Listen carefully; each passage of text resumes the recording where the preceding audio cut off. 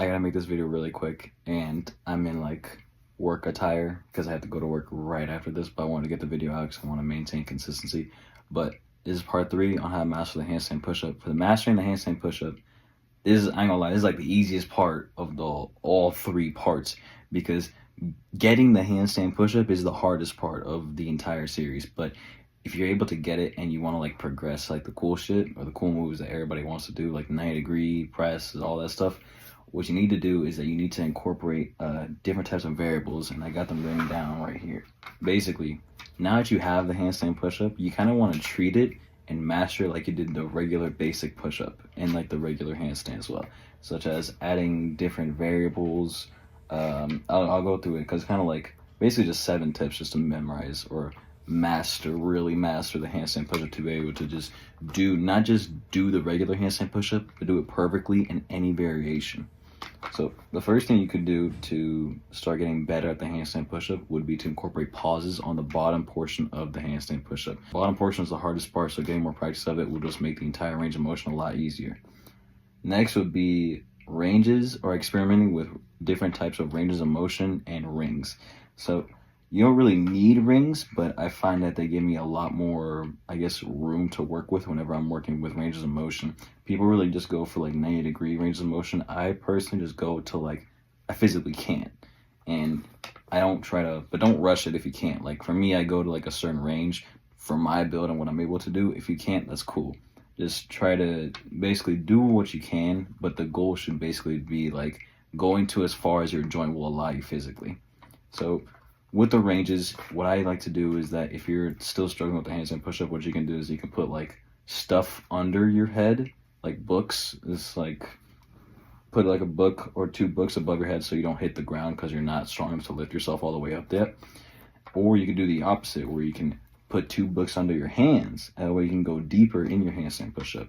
So you could do that, get parallettes. I personally do it on like a stepping stool or rings because I can go super deep and I'll be fine. I won't have to worry that much about balancing. So my feet wrapped around the straps. The next thing would be to add variables like adjusting like your leg placement and adjusting, like adding stuff that makes it harder for no reason. So I'm talking maybe do it on a straight bar. Maybe do it to where your legs are straddled the whole time because it requires a different level of balance. Maybe it needs you to be in like a butterfly pose or bend your legs, keep your legs straight. It could be either one of those things to make the movement a little bit more difficult so you can master it. And that way it's not just doing the same thing over and over again.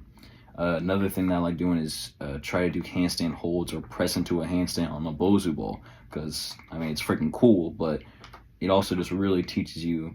I mean, it's more of like a trick because I kind of got it after like a few tries. It's more of just like stabilization and like leg placement, but it's still really cool to try. The next thing to do if you want to like help master this handstand push-up, and it goes, but you got to be a little bit advanced to do this, which is just weighted handstand push-ups or weighted negatives, or just pressing, or just doing pike push-ups with weight. The reason why you want to do these is because you want to do these on the wall. You do these on the wall just so you could focus mostly on the brute strength of it and still getting that practice of pressing yourself overhead. Next thing, and this is a very quick video, but the next thing would be to incorporate stuff that's one arm dominant. So doing stuff like, there's variations on the regular push, like archer push-ups or typewriter push-ups. Try to incorporate some of those things in handstands. Now that you have the regular handstand push-up, you're now able to go within a range. Such as if you're able to just do regulars, you can put slowly more weight on one arm.